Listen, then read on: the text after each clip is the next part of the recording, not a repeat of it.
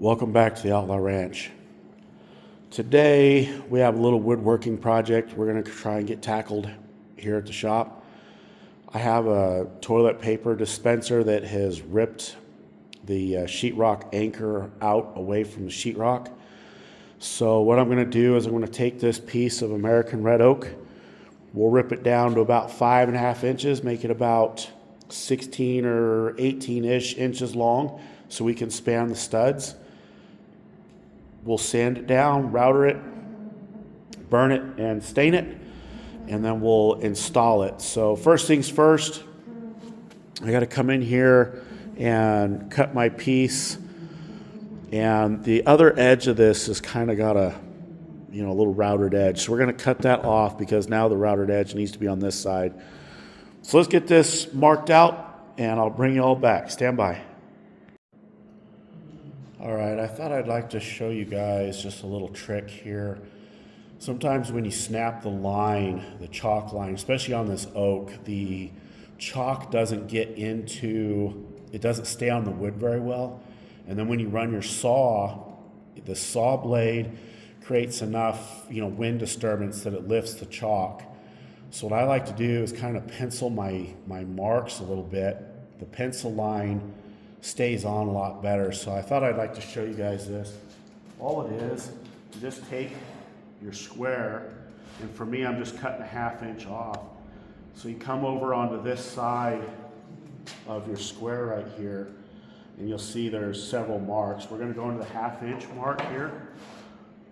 We're gonna line our pencil up with it, put your fingers on the edge, and you're just gonna run your square down the edge of the board here. And as you can see, we have this nice defined 1/2 inch line. Stand by and I'll show you a detailed shot of it. So here's our pencil line here.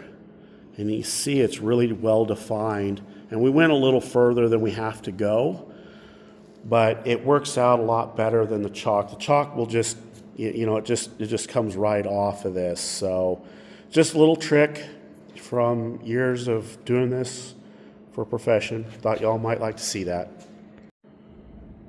All right, y'all. As you can see, we got our piece of wood cut out from where it was.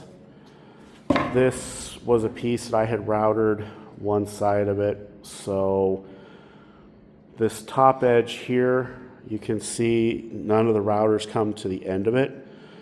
But they do on the bottom. So what I'm going to do is I am going to make sure that this side here faces down when it's up against the wall, so you won't see those two little lines as they come through.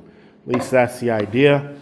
So now comes the finishing part. I'm going to router all 4 of these edges here, and then we'll sand it down, torch it, and clear it. So next step, the router. Let's get it out and let's get busy. All right, y'all, as you can see, we have all the edges routered. Now what we're looking for when you're done routering is you want these things to come to this nice sharp angle right here. And we want that on all 4 corners where it comes in and it's just a nice sharp chiseled angle. That's how it looks the best, I think, when everything, it just kind of merges and it's that tight, sharp, kind of like the bow of a ship or something like that. I think that's how it looks the best. Next step, let's get this sanded down and go from there. Stand by, y'all. We got some more work to do. All right, y'all. As you can see, we've got our piece here sanded down, and it's really amazing just how much that sanding lightened up that board. And it seems a little counterintuitive because now we're gonna take the torch and we're going to try and make these grains here pop a little bit more by torching it. The other thing that torching does is it helps aid in water repellent.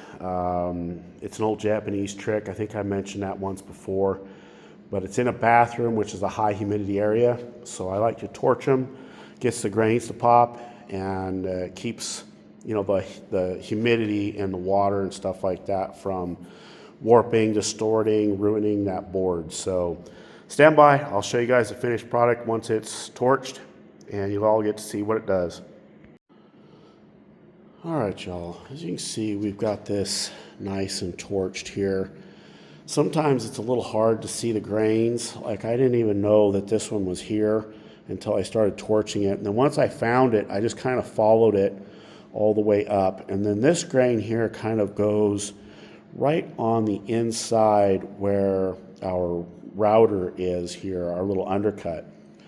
So we've got this pretty even. I'll touch it up with a sander, little spots like this and here. This grain actually does kind of continue a little bit. It disappears and it comes back. So I don't know how much of that I'm going to get out, but thought y'all might like to see that. It's a pretty cool process. It's almost like magic because you don't really see the flame out of that little propane torch. It's only blue right there at the very tip of it, and then it kind of disappears. But that's what it looks like. So I'll touch up a couple of these spots here. I don't know how much that'll come out, and we'll take another look at it. We'll catch you here in just a minute. Stand by, y'all. All right, y'all. That is definitely the grain there. It didn't want to come out, so that is definitely the grain. And I think it looks really good. So now I'm going to clear coat it, and I'll show y'all what that looks like here in just a minute. So stand by, y'all. All right, y'all. As you can see, that natural stain really just makes that stuff pop. I know it's really shiny right now. Just give it a little bit to dry, and it kind of dries into more of like a, it's not even quite a satin finish. I wouldn't call it a flat finish, but all but a flat finish. And it looks pretty sharp. I really like how this piece turned out. All my corners came to those nice defined points, which we really like. The only thing I'm a little bummed about is you can see those little notches from underneath where I had routered before are showing, but we'll make that the bottom and do what we can.